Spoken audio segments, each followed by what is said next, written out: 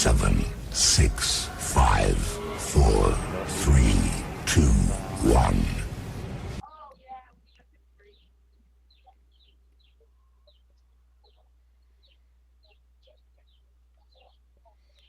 Ladies and gentlemen, we are back. It's been a long 2.5 months for the NAHU crew. Mike decided to wear the same shirt as me today. That's okay. I know everybody wants to be like me. Hmm.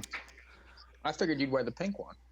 Well, the pink one I wore down to Delaware, and it is in the dirty clothes, so that was not happening today. Anyways, we're back. Harness racing's back. We're excited. Scioto Downs opens up here in about a half an hour from now. We are going to talk about the People's Pick 5, a new Pick 5, 14% takeout, $10,000 guaranteed pool tonight. And we got a couple special guests on. Ray is not with us tonight, but we got Jeremy Earhart. Say hi, Jeremy. Hey guys. We got Mike Prebozy. You already talked to me. I know, but I'm introducing you now. And Thanks. Ken Terpenning, live from Scioto Downs. What up? So you can see we're highlighted as we're talking, and it'll change it over. But this pick 5, again, $10,000 guaranteed pool. Make sure you jump in on this. I think Scioto's going to have a big, big night tonight with their handle, and especially with this pick 5, 10,000 guarantee. I'm guessing 23,000 in the pool. Jeremy, what do you think? Yeah, I was thinking somewhere around 25, 27. I'm liking. It's a good sequence. So. Yeah, it is a very good sequence, and if you can get one of those favorites beat, I think it pays very, very nice. I think it's going to be way more in the pool, by the way. Yeah? Yeah, I think it could go way more than that for sure. Especially it's the first night back. Everybody's into it. Everybody knows what's going on. Free programs. I could see 40, 50,000 easy. Maybe more. Well, let's hope you're right. Ken, what's your number? 19,578.50. Wow. Ken's very pessimistic today, so we're ignoring what he just said. But anyway, this pick 5 starts in race number 5, and this is a 1 mile pace for fillies and mares now winners of 11,000 last 4 starts. And I'm going to throw it over to Jeremy to start this sequence off. The 4 Llama Llama is scratched out of this race. One of the very few changes on tonight's card. So scratch the 4 Llama Llama. Jeremy, start us off. Who do you like? You know, my top pick in here is going to be West Lucky Cam. I like Tom Blankenship. I think he really spots his horse as well. You can never go wrong with Brett Miller either. He'll be setting a good trip. I think there's plenty of speed in here as well. So I gave a little shot to Let Me Fly Low and Sugar Dance just to pick things up late in the mile. Yeah, I agree with you there. West Lucky Camp obviously is one of the top horses to beat in this race, 9-2 morning line. I think you're getting fair value on that horse. The 5 Let Me Fly Low. This is one that qualified decently, made up a little bit of ground in the stretch there, made up a length the last eighth of a mile. Just kind of sat in the back. It was a pretty quick qualifier off a slow half, so I think this one's ready. The 6 Tiffany Rocks for Burke and Chris Page. I think these Burke horses are going to come out firing tonight. He might win 5 or 6 races tonight. Who knows? But I know his horses are ready to go, and they all seem to qualify pretty well too. And then the 7 Sugar Dance, Hennessy, Trace Tetrick drives. This one had been racing up at Woodbine, won the Blizzard Series final up there back in late January, and has been very good all season. Facing some decent competition up there. Ships Down, I think, fits well in this race and could get a nice trip. She doesn't have gate speed, so she'll be coming from off the pace. Needs a little bit of speed up front. So I'm 2, 5, 6, and 7 there. Mike, what about you? Agree on a few. I really don't like the 7 for a few reasons. I feel like the horse needs kind of the bigger track. The horse has a lot of talent. I think probably wants a bigger track. So I'm sort of against that one. Agree on the 2, 5, and 6. I'm going to throw the 1 in also off a decent qualifier. That's called Icon. Had raced in the Open on March the 6th, and that was a tough spot from the 9 hole. Really no chance in there. But at this level, I think this horse has a chance. Drawn well, qualified, fair enough on the front on a mile track. I think this horse is worth a use. I agree on the 2. I think that's probably the most likely winner after that blowout win on March 14th at Northfield. That horse definitely fits in here. And then, I would use the 5 and the 6 also for the reasons that you gave. So Mike's going to copy me again, not only the shirt, but some picks. Ken, what do you got here in the first leg? I went with all because I just think that the first and the last leg tonight are wide open. If I had to choose one, I would actually go with Arrival from Post 8. Been racing really, really well for the Smith stable, and really nice qualifier last time out. So Ken hits the all button there. His ticket actually dropped $10 with the scratch of Llama Llama there. So when those graphics pop up, you will see his ticket price will be $10 less since he did have Llama Llama. Race number 6, leg number 2 of this pick 5. This is the $18,000 Filly Mare Open. Field of 6 here, and we were all pretty much in agreement, varying slightly in our picks here. But Ken, I know you went with a single in this race. I did. You know which one?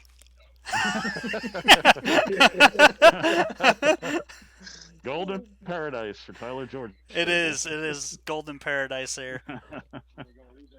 Super nice mare. I remember when that mare was in against my mare that I have in tonight, back when they were in like a 12 claimer. So just to show you that your horse can be good on any given day, Golden Paradise has really stepped up her game in the last year and a half or so. I'm on a similar page there, but I'm using 2 horses in this race. The 3 Rosemary Rose off a massive qualifier there. I'm using a lot of horses out of that qualifier because she was so good in her prep that it's hard for me not to have her on this ticket. And this is another Chris Page, Ron Burke entry that should be right there once again after that good qualifier. And then Golden Paradise, like Ken said, this one for Tyler George, Trace Tetrick was in really good form at Miami Valley prior to the layoff and qualified well, drew away from him. So I think you got to use both of them. You can use one or both. I took both of them. Jeremy, what about you? Yeah, Rosemary Rose is probably my top pick. I know she can be a little sore at times, and I'm thinking this layoff might have helped her out, helped her freshen up a little bit. She's burning a lot of my money though. I ain't gonna lie. Yeah, yeah, we've all got those horses. So I threw Golden Paradise on my ticket too. So. Mike, what do you got here? I agree on the 3. I do think it's between the 3 and the 6, but I didn't really want to double the ticket. So I went with the 3 with a post edge, that 26-4 kicker in that qualifier. This horse won at this level on February 21st, and 8 wins last year, 130,000, made almost 600. So I think pretty obvious here in this race. So we're all pretty much in agreement there. Moving on, leg number 3 is race 7. This is a Filly Mare non-winners of 8,000 last 4 starts, going for a purse of $12,000. Field of 8 here, and Jeremy, I'll let you start this one off. I'm going to start with a familiar theme, Libby's Idea on the bottom. I think she probably crosses over and gets a good trip, but I really like the qualifier that Princess Rougarou had. Again, that's the Rosemary Rose qualifier. And she was out ahead of Rosemary Rose. Rosemary Rose was flying home and just beat her on the wire. So I used Princess Rougarou, and I also threw the Tyler George horse in, which you can never go wrong having Tyler George to cover you in the pick 5. Mike, who do you got here? Agree on those 2. They come out of that same qualifier that we liked from earlier, and both I think fit at the level. Both qualified extremely well. I'm going to use 2 more though. The 6, Don't Mock Mia. Tough qualifier, but was claimed for 20 on March 13th, and now into a 20% barn here. Has 5 wins already in 2020. So that's huge for me. I like horses that like to win races, so we use that one. And then the 8, Libby's Idea, was racing at the open level at Northfield, and then a huge blowout qualifier by 9 lengths, kicking home in 27-1. I think that's another one of these Burke horses that it's really hard to leave off. If he has them all going with the outside post, I think this horse has a chance. So 2, 4, 6, 8. Mike's deepest of all. Ken, you're too deep here. Two common horses, the 2 and the 8. Yep. I choose you. I believe that's Tyler George. I'm not looking at the program in front of me, unfortunately, here at Yep. the track. But racing really, really sharply prior to the shutdown. Really nice qualifier. I also like Libby's Idea from the 8-hole for Ron Burke. We actually qualified against that mare last week. The thing about that race line, there was a breaker. Eliza Dushku was sitting in the pocket, made a break about the 3/4 pole and scattered the 3rd place and 4th place horses at that point in time, Daliana and up front Supersonic. And therefore, Libby's Idea was able to scoot away late in the qualifier with really no competition. I will tell you this, though, Chris Page came in and said she probably could have gone 51 that night. So with that in mind, probably going to be the winner, but, had to throw it in the Tyler George stable as well. Yeah, I mean, those two horses make the most sense in this race. I also used the 4 Princess Rougarou. Um, that qualifier was pretty stout, I think. Made a first over move, was out and moving. So I think that's a good tightener for this race, and she should be in the mix throughout, I think. She might not leave, but she is going to be in the mix, whether it be first over or second over. If she can come second over, I think she's got a big shot because there is a little bit of speed in here, and they could tussle early. So I'm kind of hoping for that scenario with a decent price play in the 4 Princess Rougarou. But I'm 2-4-8 there. Moving on to leg number 4. Tougher race here. This is a trot, open trot for $18,000. Field of 8. Pretty good race if you can get past the 2-1 morning line favorite, working it on Broadway. And Mike, you start us off here. Do you go with anybody else besides that 4 working it on Yeah, Broadway? I mean, using the 4 looks obvious, but I mean, this horse is capable of I mean, it's a couple month layoff, so and has only one start this year so far. So some of these horses have a little more than that, such as the 6 Wildfire Sealster, who has won 6 out of 8 races already this year, and 3 straight coming into this one. Lost to Signal Hill in the qualifier. That horse is pretty decent. I think worth a use here, especially if this horse can get away from the gate instead of trip. And then the 7 I Have a Tiger AS, qualified against the 4 horse, and was just okay in there, but had the 8-hole. Has upper level lines at the Meadowlands, including one on February 21st, where he kicked 26-4 as the favorite, but just losing to Dason. I mean, there's no Dasons in this race. There's no Elysium Lindy's in this race. I think capable from a class standpoint, 4, 6, 7. Jeremy, I know you have an opinion on this race. What is it here? I do have an opinion. Dylan the Great, he shows a little back class that he's got green shoe on some of the past lines and horses such as that. I think he could pick up the pieces. I mean, it's the Burke horses. It's the 2 Burke horses, in my opinion. Dylan the Great, he has 2 track records as well here at Miami Valley. So, he can get around the 5/8. It's a little different, but I think the 3-4. I think Burke has a strong hand in here again. Um, but Dylan the Great, Josh Sutton does get along with this horse as well, quite well. Yeah, I'm on the same page as you. I think the 3 and the 4 are the 2 best horses here. I went ahead and singled the 4 along with Ken, just because of that qualifier. I mean, it was a very good qualifier. Basically shut down at the wire. Looks the part. Have been racing against open type of company week in week out. So, there's enough there for me to warrant a single on this horse today for cost purposes. If you got the extra money, throw the 3 on your ticket because I do think that horse has a big shot to be able to get there. Ken, you got anything to add on that one? Yeah, I did single working it on Broadway for obvious reasons, so I really won't cover much. You guys have already beat that one to death. But if I had to throw a couple extra horses on, like if you weren't going to go all in the first leg and all in the last leg like I did, and you want to look for a couple of value horses, definitely Wildfire Sealster. Note, little tidbit, fun fact: Wildfire Sealster was entered in the Blooded Horse sale with another horse of Burke's, Mark Weaver, threw Yep. the duo in there, and you had a choice. Once you got the winning bid, you had your choice to pick which horse, and the Hagermans picked Wildfire Sealster. So that actually says a lot to me.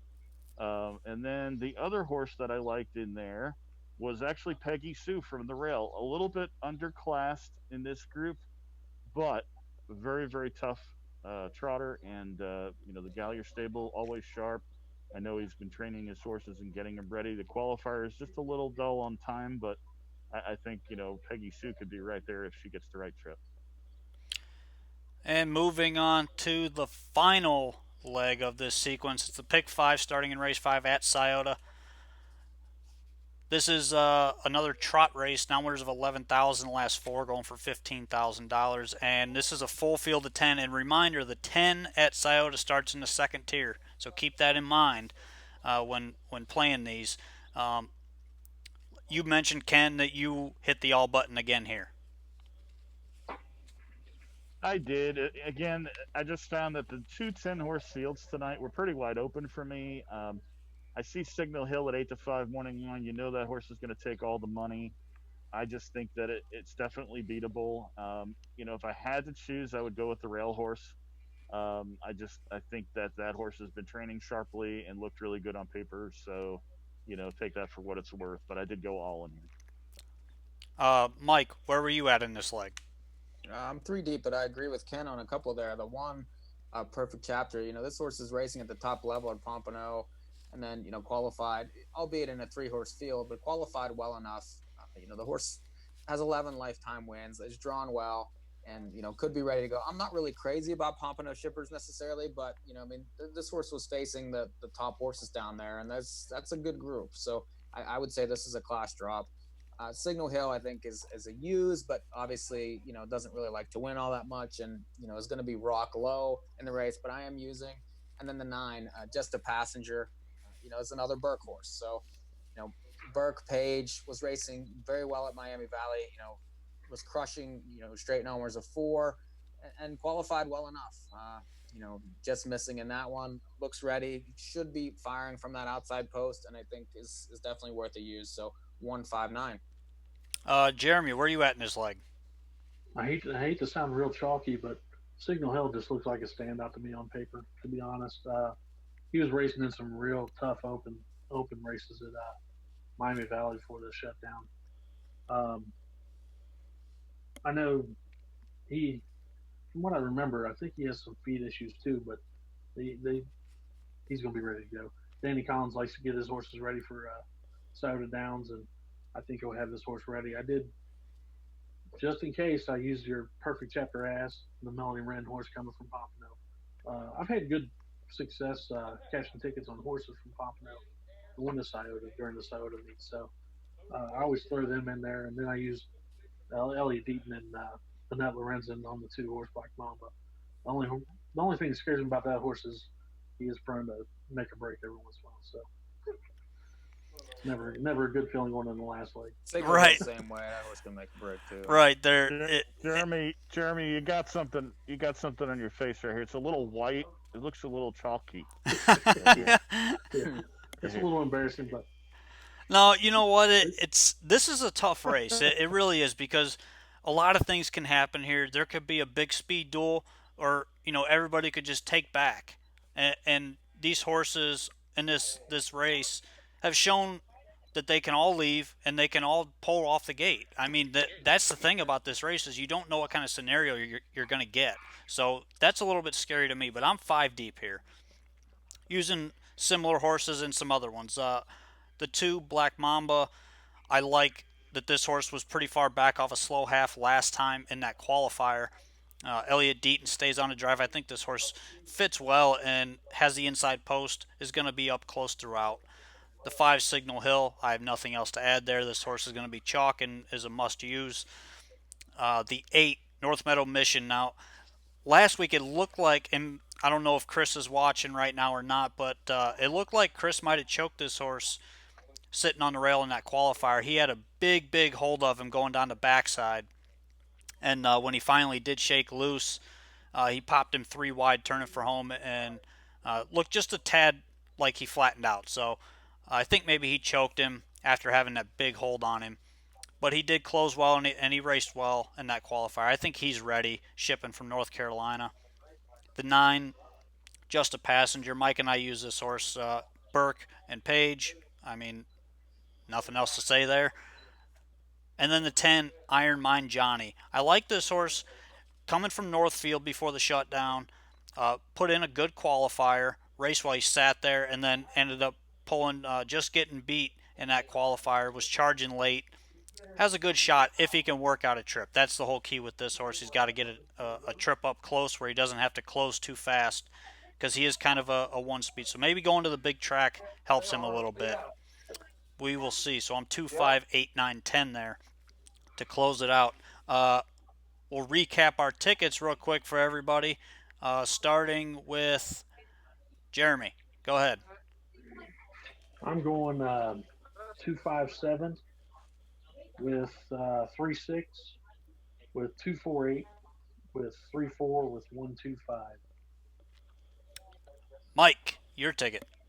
1-2-5-6 with 3, with 2-4-6-8, with 4-6-7, with 1-5-9 at 72 for 50 cents. Ken.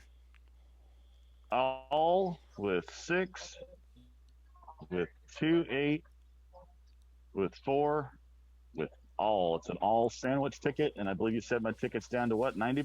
$90 now with the scratches, which leaves me 2-5-6-7 with 3-6 with 2-4-8 with 4 with 2-5-8-9-10.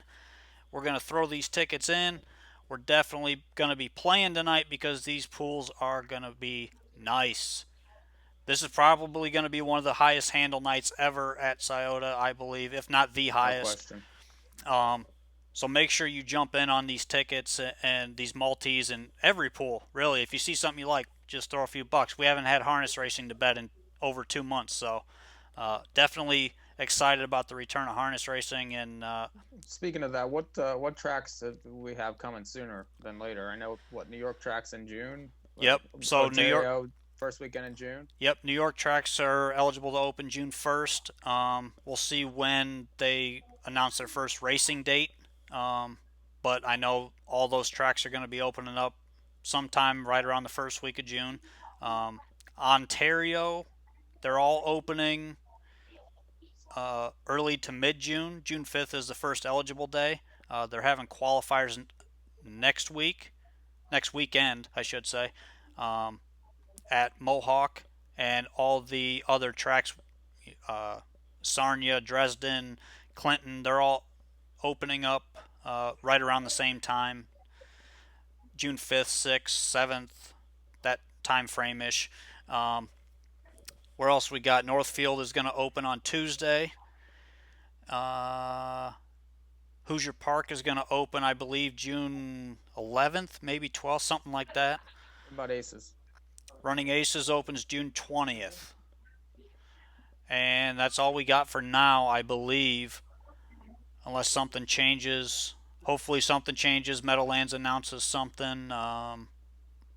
They're hoping the first week in June they can reopen.